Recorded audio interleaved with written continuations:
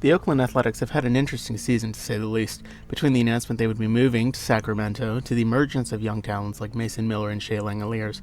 However, with the team looking to most likely sell before they move to Scorchimento and eventually Las Vegas, the scene has been set.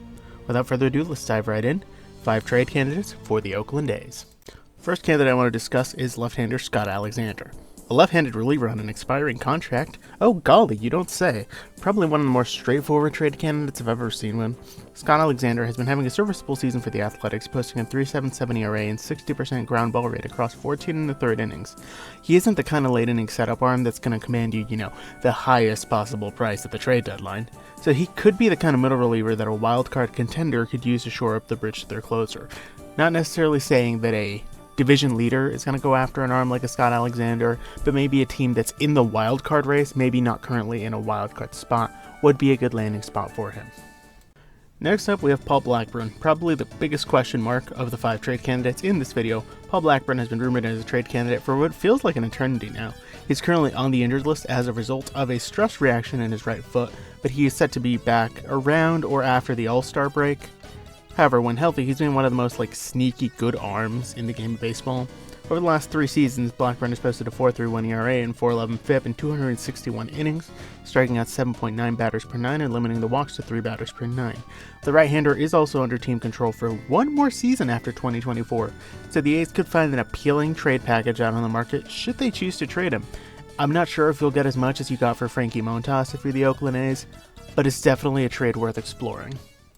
Next candidate for the Oakland A's that they could possibly trade is going to be J.P. Sears. Another one of the A's starters that could be an attractive trade candidate and something of an odd market is J.P. Sears. The starting pitching market is going to be very top-heavy with the likes of Garrett Crochet out on the market.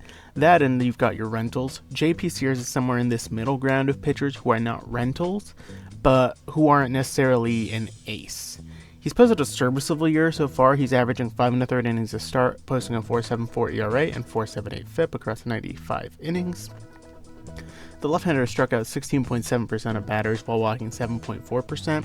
He is not really he's not really an ace, but he is a good middle of your rotation guy, and he also provides a different look since there are a few rotations out there that are very righty heavy. They know who they are. But getting a serviceable left-handed starter to go out there every 5th day and give you 5 innings, give you 6 innings on the stretch towards October could do a great job in saving your bullpen, which could be why someone like J.P. Sears might be on the move. Sticking to pitching, another trade candidate would be right-hander Ross Stripling. Long relief help is sometimes undervalued in baseball, but having an arm that can start in a pinch and save a taxed bullpen is nonetheless a valuable asset. Across 9 major league seasons, Ross Stripling has been exactly that kind of an arm. While he isn't his 2018 All-Star self anymore, this season has been a pretty good one in terms of production after a nightmare season with the Giants last season. Stripling has a 5.82 ERA right now, but his FIP is set at 4.01 across 55 2/3 innings, and outside of a couple of rough starts against the Rangers, he's been pretty solid. He's missed about a month with a flexor strain, but he looks to be nearing a return after the All-Star break as well.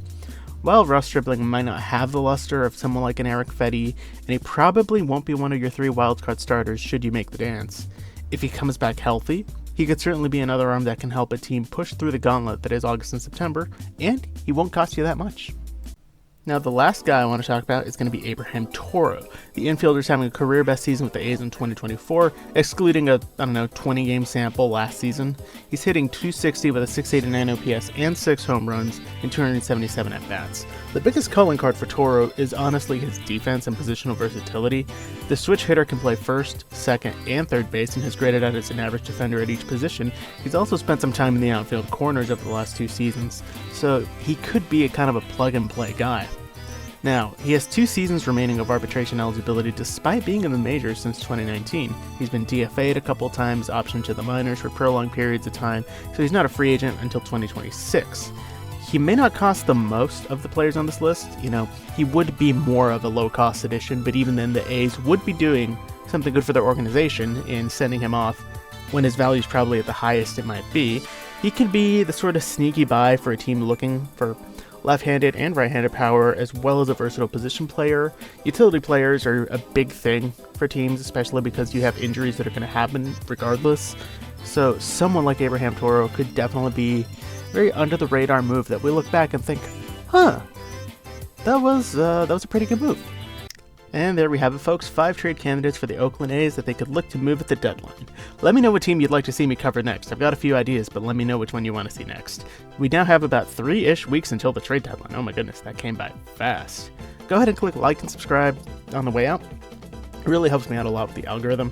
Thank you very much for watching. On screen you will see other videos of mine that you can watch. With that being said, this is Standard Baseball, signing off.